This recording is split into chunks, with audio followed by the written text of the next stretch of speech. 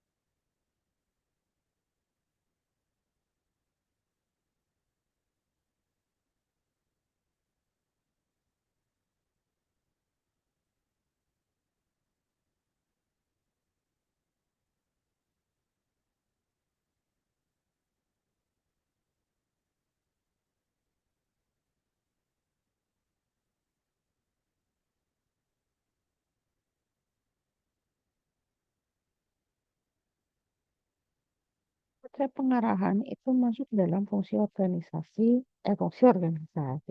manajemen yang ketiga. Itu kalau kita mengerti yang empat. Atau fungsi organisasi yang keempat kalau kita mengerti yang lima, fungsi manajemen. Pengarahan itu yang executing. Yang dibahas dalam konsep pengarahan ini, yang pertama adalah pengarahan itu sendiri, aktivitas dalam pengarahan, kemudian motivasi juga masuk dalam konsep pengarahan, komunikasi, delegasi. Jadi delegasi itu bisa masuk dalam organisasi, pengorganisasian bisa juga masuk dalam konsep pengarahan, terus manajemen konflik, dan kesimpulan.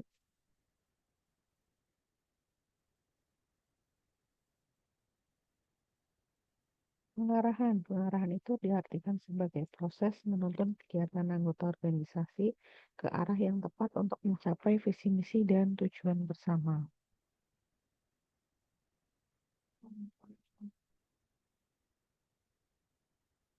Komponen dalam pengarahan ada input, proses, dan output. Input itu merupakan isinya adalah sumber dayanya, baik itu sumber daya manusia, sarana prasarana, keuangan, itu masuk dalam input.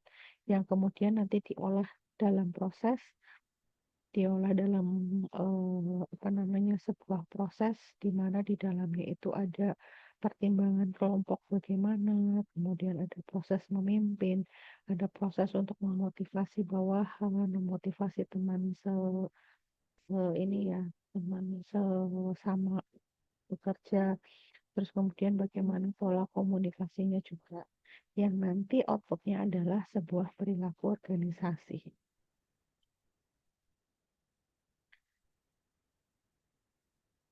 Pengarahan itu dilakukan untuk membuat atau mengusahakan agar staf melakukan apa yang diinginkan dan harus mereka melakukan. Jadi kalau tadi di pengkoordinasian itu, di pengorganisasian itu adalah membagi tugas, membagi orang-orangnya, maka di fungsi pengarahan ini, manajer keperawatan atau kepala ruang itu mengatur apa saja yang harus dilakukan, bagaimana cara melakukannya. Tuh. Jadi biar mereka itu tetap tahu apa saja tugas-tugasnya, tidak menyepelekan, tidak melalaikan tugasnya, dan mereka tetap punya motivasi yang tinggi untuk menyelesaikan tugas-tugas tersebut. Nah, di sini yang berperan adalah kualitas, gaya kepemimpinan, serta kegiatan-kegiatan kepemimpinan. Diperlukan motivasi yang tinggi dan komunikasi yang baik. Untuk motivasi, nanti akan dibahas lebih detail oleh siapa tadi yang membahas motivasi Pak Arif ya kalau nggak salah, atau siapa gitu yang itu akan dibahas di situ. Jadi bagaimana tipe-tipe motivasi. Ada orang yang dimotivasi itu pakai motivasi, teori motivasi intrinsik ekstrinsik. Ada motivasi itu karena muncul karena dia ingin berprestasi. Ada yang termotivasi karena dia itu hmm, bersaing dengan orang lain, gitu ya, itu macam-macam.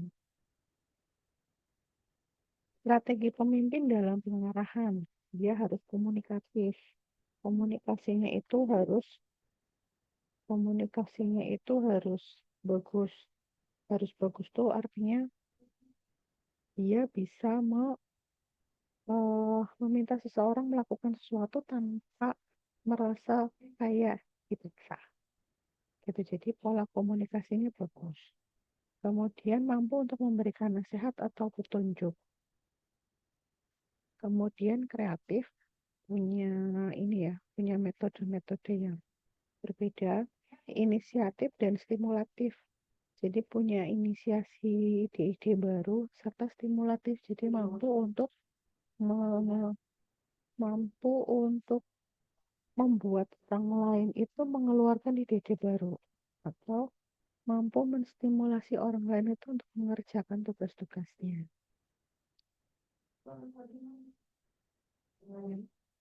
Tujuan pengarahan menjamin kontinuitas perencanaan.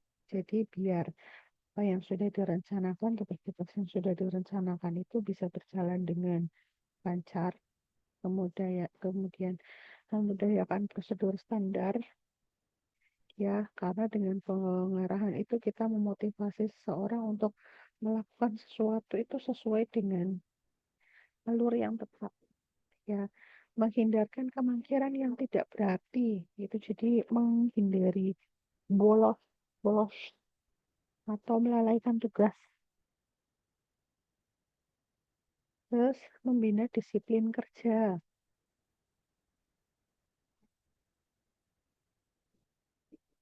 membina disiplin kerja. Jadi kalau orang terus diberikan arahan, diberikan bimbingan itu kan disiplinnya akan jadi tinggi, serta membina motivasi yang lebih terarah.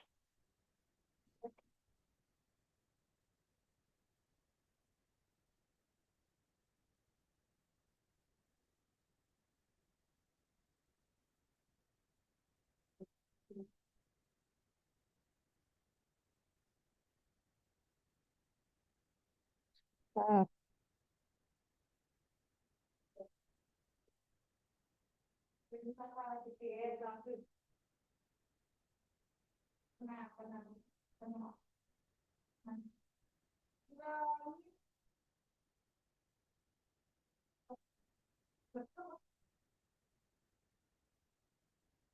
motivasi diartikan sebagai kekuatan yang ada dalam diri individu yang mempengaruhi atau mengarahkan perilaku individu tersebut. Beberapa konsep motivasi itu yang paling terkenal adalah teori Maslow, di mana masih ingat nggak teori Maslow? Masih ya. Yang paling bawah itu adalah kebutuhan fisiologis. Jadi kalau kebutuhan fisiologisnya terpenuhi, maka dia akan acu untuk eh, mencapai kebutuhan yang di atasnya lagi.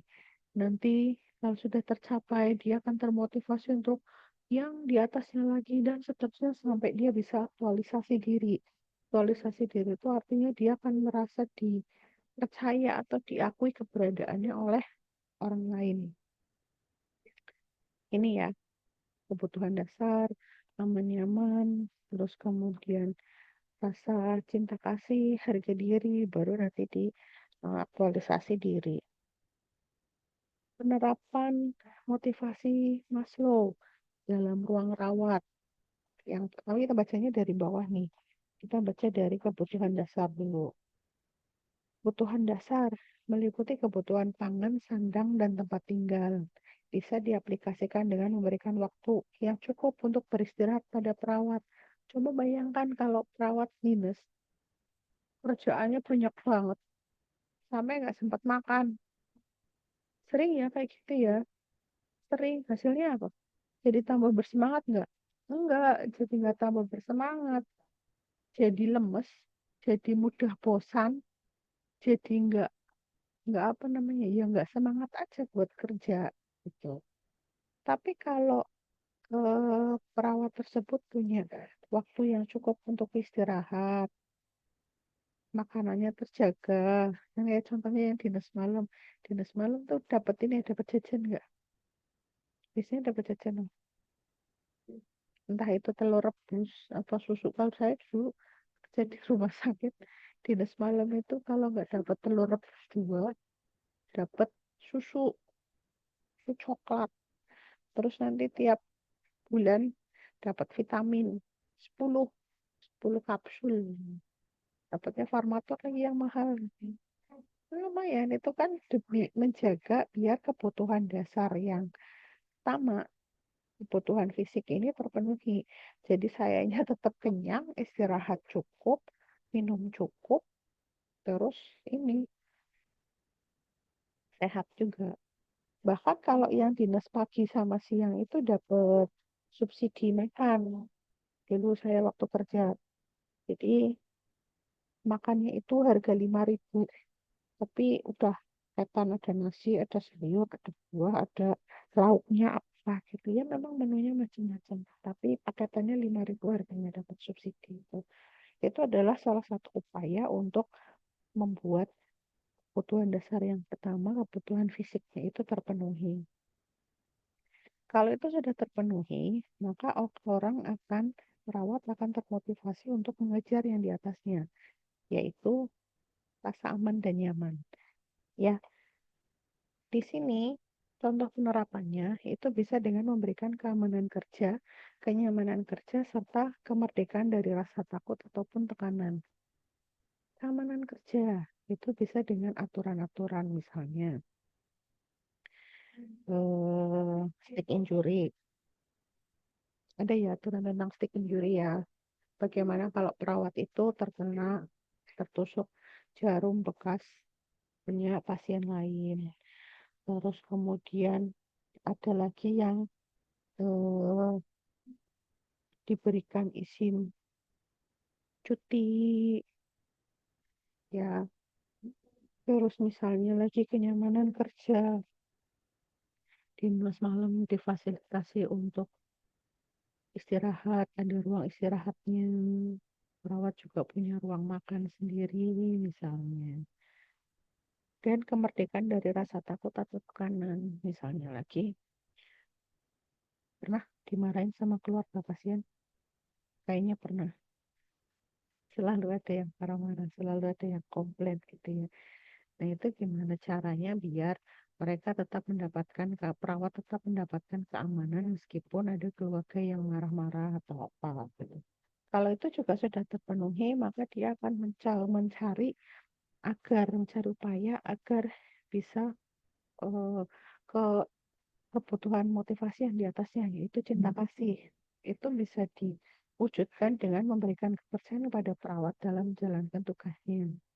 Contohnya gini, saya perawat senior, terus ada perawat baru nih, dia lagi belajar pasang infus. Saya tanya dulu, udah pernah pasang infus belum?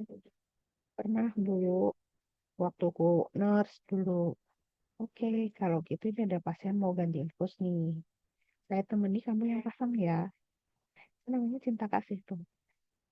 Jadi memberi kesempatan mereka untuk melaksanakan tugas, tapi karena belum yakin, akhirnya saya harus menemaninya, gitu kan ya, bisa. Terus kemudian esteem atau harga diri. Harga diri itu artinya saling menghargai antar perawat. Jadi masing-masing perawat itu juga punya punya apa namanya punya kewajiban untuk menghargai satu sama lain baik itu kepada atasan, bawahan maupun teman sejawatnya. Kemudian yang terakhir adalah self actualization atau aktualisasi diri. Itu bisa diterapkan dengan memberikan tugas sesuai dengan potensi diri dari perawat. Misalnya perawat Madya, eh perawat yang iya Madya, PK 2, PK 3. Nah, itu tugasnya apa tuh? Ya, sesuai dengan potensinya. Oh, dia ternyata lebih suka di HD, dia pernah ikut pelatihan HD. Ya udah jangan dipegang atau jangan disuruh diokat terus, pindahkan dia ke HD, misalnya seperti itu. Selanjutnya adalah komunikasi. Komunikasi itu adalah proses pemindahan informasi atau pengertian ya dari seseorang ke orang lain, bisa menggunakan pesan verbal maupun nonverbal. Ini pentingnya komunikasi efektif.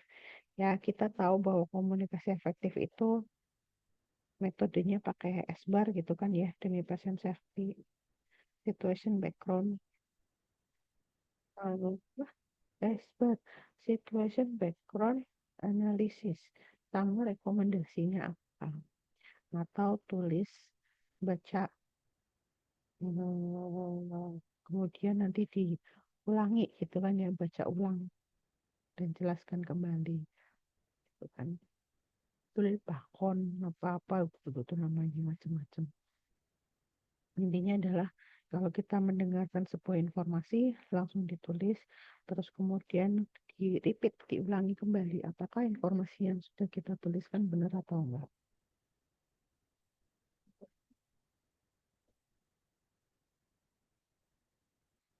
Strategi dalam berkomunikasi. Manajer memahami struktur organisasi.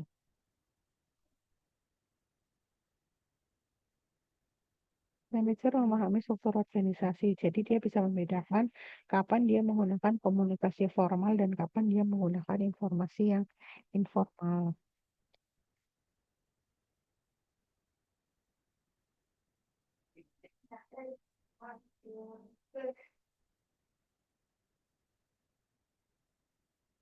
Terus komunikasi itu yang harus diketahui lagi, disadari adalah bukan saluran satu arah, tapi komunikasi itu merupakan pertukaran informasi dari dua arah.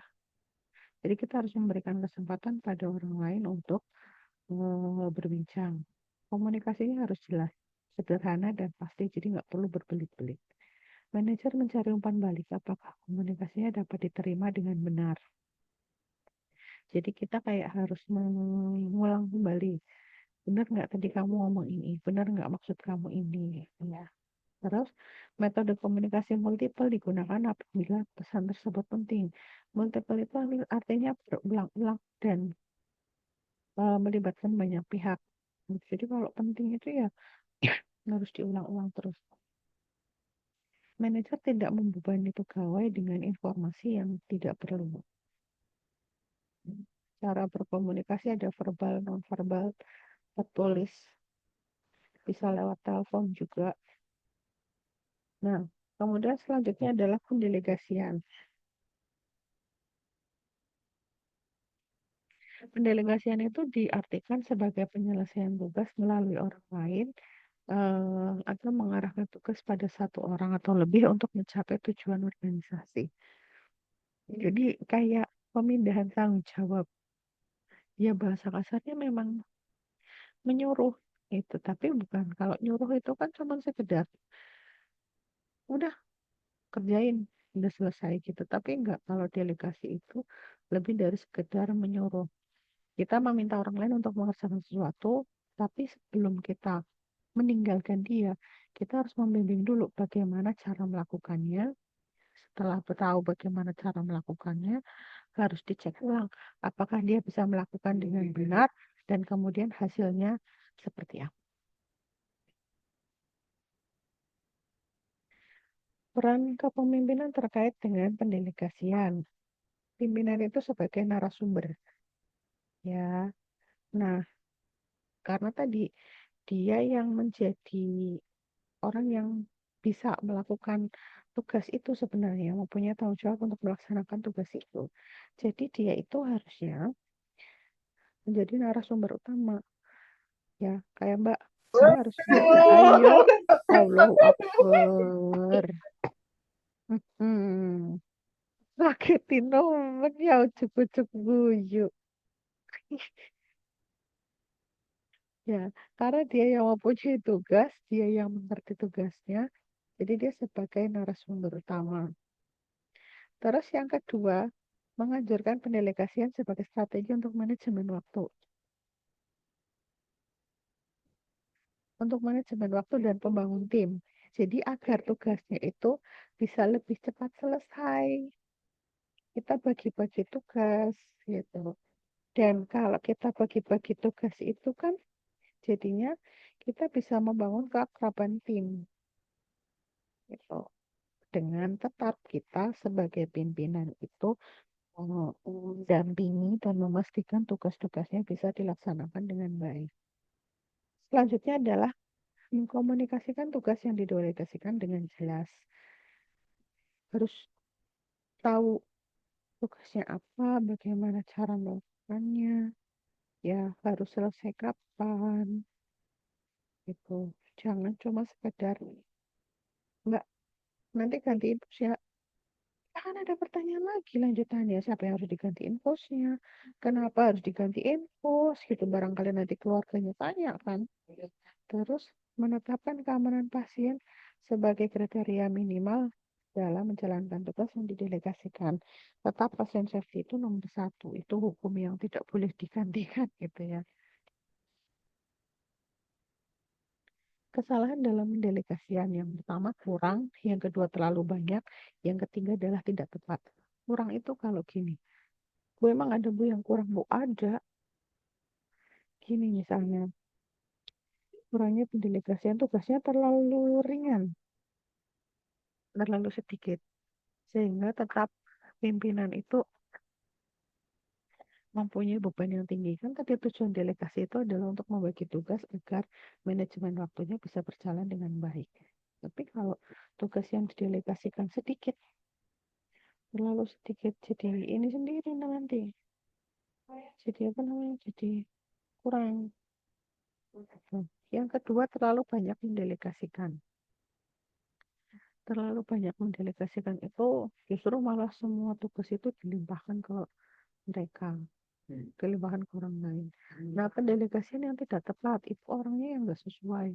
Jadi contoh, saya Pak Tim mau mendelegasikan pemasangan NGT, perawatan luka yang pakai alat baru, pakai hemofag misalnya, yang alat baru yang belum pernah diajarkan di kuliah, itu ke pasien perawat baru. Ya itu namanya mendelegasi yang tidak tepat, dia belum pernah belajar, belum pernah ketemu, ujuk-ujuk udah langsung disuruh yang tugas yang berat gitu.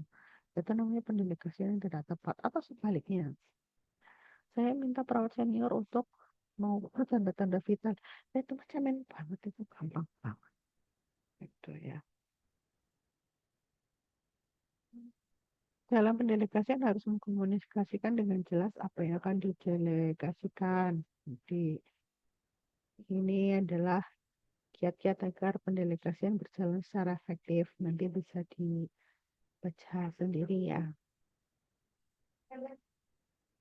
Nah, masalah yang sering ditemui juga selain tadi yang tiga, itu ada beberapa pihak yang menolak untuk menerima delegasi tugas. Nah, kalau ada orang yang menolak dalam mendelegasikan tugas, harus ditanyakan dulu alasannya apa. Apakah karena kurang pede atau kurang merasa belum bisa, atau dia merasa pekerjaannya terlalu banyak, atau dia takut gitu. Maka kepala ruang itu harus em, kepala ruang itu harus mm, melakukan penyelesaian masalah tersebut. Kalau misalnya saya belum mampu, kurang pede, belum pernah, gitu ya berarti dilakukan pelatihan atau dilakukan pendampingan. Gitu. Intinya adalah agar semangatnya itu bisa meningkat.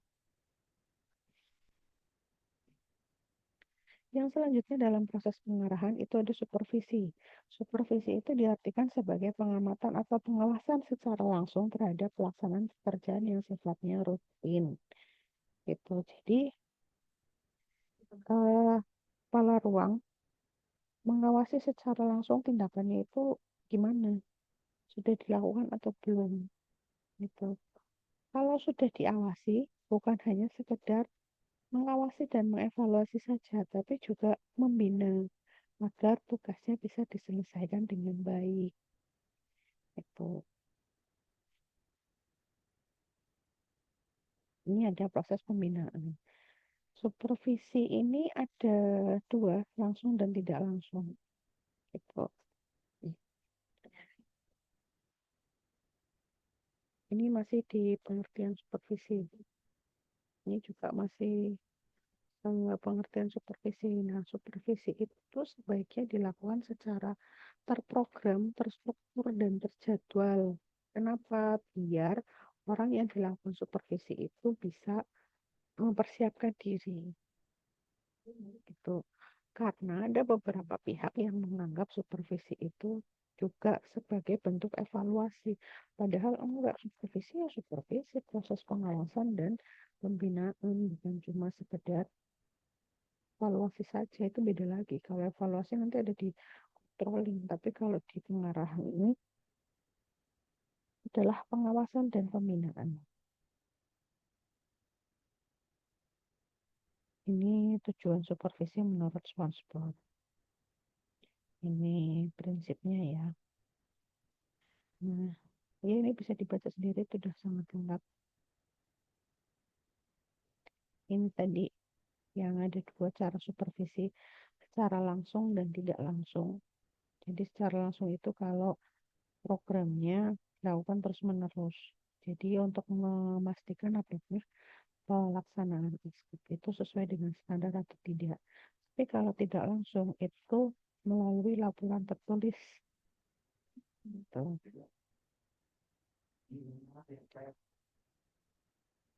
Manajemen konflik yang selanjutnya. Manajemen konflik nanti akan dibahas secara detail di pertemuan berikutnya. Gitu, jadi saya ulas sedikit saja. Konflik itu akan selalu ada dalam sebuah organisasi.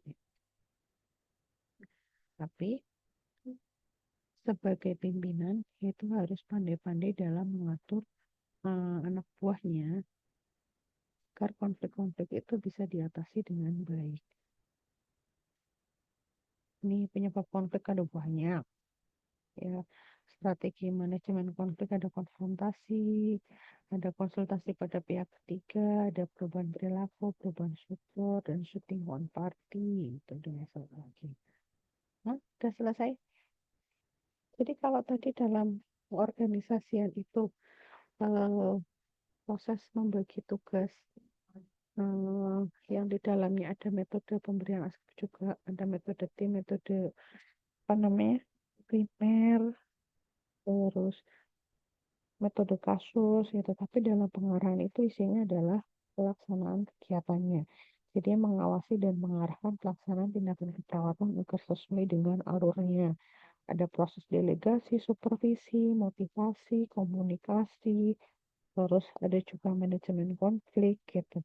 Itu semuanya harus dilakukan dengan baik agar tujuan organisasi bisa eh, apa ya? Sampai sini ada yang mau ditanyakan?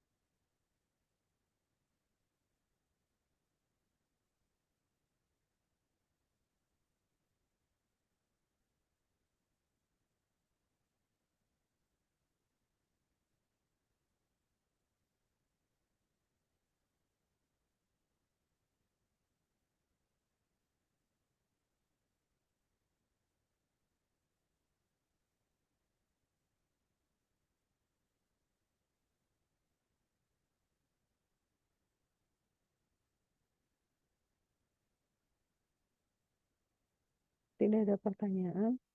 Saya akhiri pertemuan hari ini. Jangan lupa Bapak Ibu absen 3 kali. Nanti saya akan tuliskan di grup. Absen 3 kali dosennya, berarti saya semua materinya apa akan saya tuliskan. Terus